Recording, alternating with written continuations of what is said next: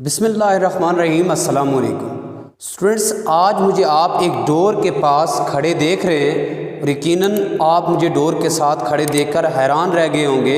लेकिन आज के इस लेक्चर में हम इस डोर से बहुत कुछ सीखने वाले हैं। आज मैं आपको प्रैक्टिकली बताऊंगा कि टार्क क्या होता है, मूवमेंट आर्म क्या है, line of action of force क्या होता है, एक्सिस ऑफ रोटेशन या पिवट पॉइंट जिसे हम कहते हैं वो क्या है। स्टूडेंट्स, हम जब भी टॉर्क की बात करते हैं तो इसकी सबसे बेस्ट एग्जांपल डोर होती है, लेकिन हमें प्रैक्टिकली आज तक नहीं बताया जाता कि इसमें एक्सिस ऑफ रोटेशन क्या है, line of action of force क्या है, मूवमेंट आर्म क्या है और जो पिवट पॉइंट है एक्सिस ऑफ रोटेशन वो क्या है और जो मूवमेंट आर्म होता है वो कौन सा डिस्टेंस है। और इंशाल्लाह आज के इस लेक्चर में हम इन चीज़ों को कम्प्लीटली डिस्कस करेंगे।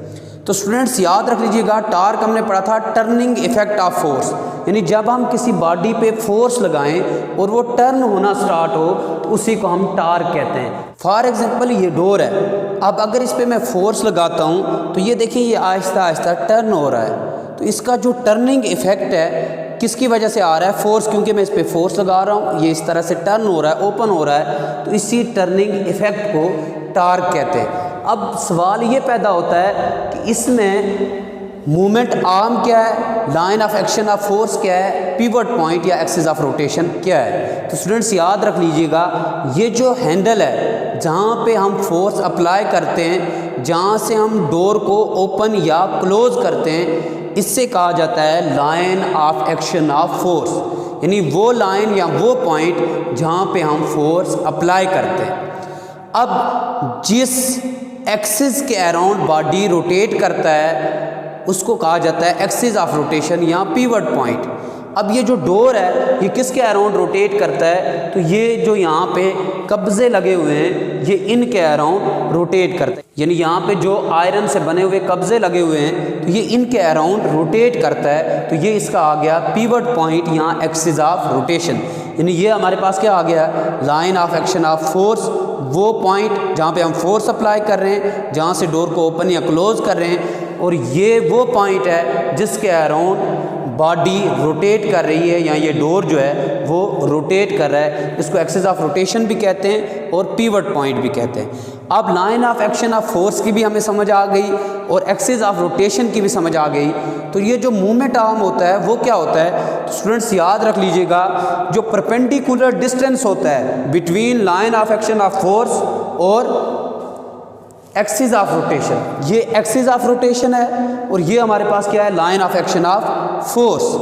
तो इनके दरमियान जो परपेंडिकुलर डिस्टेंस है ये, अब यहाँ पे जो फोर्स अप्लाई हो रही है वो वर्टिकली अपवर्ड डायरेक्शन में यानी वर्टिकल डायरेक्शन में अप्लाई हो रही है और इसका जो डिस्टेंस है वो है हॉरिजॉन्टल डायरेक्शन में। तो ये एक दूसरे के क्या हो गए, परपेंडिकुलर। तो यही perpendicular distance line of action of force और एक्सिस ऑफ रोटेशन के दरमियान जो परपेंडिकुलर डिस्टेंस होता है इसी को हम मूवमेंट आर्म कहते हैं। यानी ये देख लें, ये हमारे पास line of action of force है और ये एक्सिस ऑफ रोटेशन है, इनके दरमियान जो परपेंडिकुलर डिस्टेंस है ये इसी को मूवमेंट आर्म कहते हैं। अब ये देखें, अगर बजाय ये हैंडल यहाँ लगने के यहाँ लगा होता तो इस डोर को ओपन करने के लिए आपको और ज़्यादा फोर्स लगानी पड़ती और ज़्यादा ताकत लगानी पड़ती।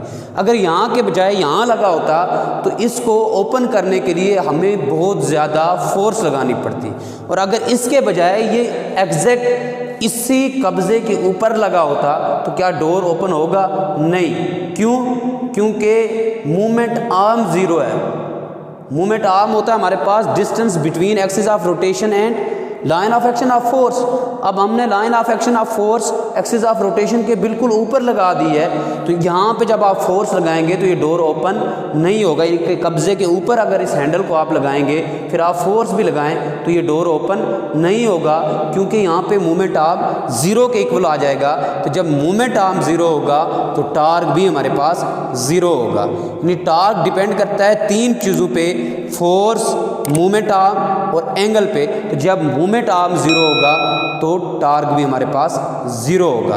तो स्टूडेंट्स आज मैंने आपको प्रैक्टिकली प्रूव करके दिखा दिया कि टार्क क्या होता है और मूवमेंट आर्म क्या है उसके अलावा axis of rotation pivot point हमारे पास क्या होता है और मोमेंट आर्म क्या होता है। तो स्टूडेंट्स आज मैंने डोर से आपको प्रैक्टिकली प्रूव करके दिखा दिया कि टार्क क्या होता है। इंशाल्लाह नेक्स्ट लेक्चर में एक नए टॉपिक से आपसे फिर मुलाकात होगी। तब तक के लिए अल्लाह हाफ़िज़।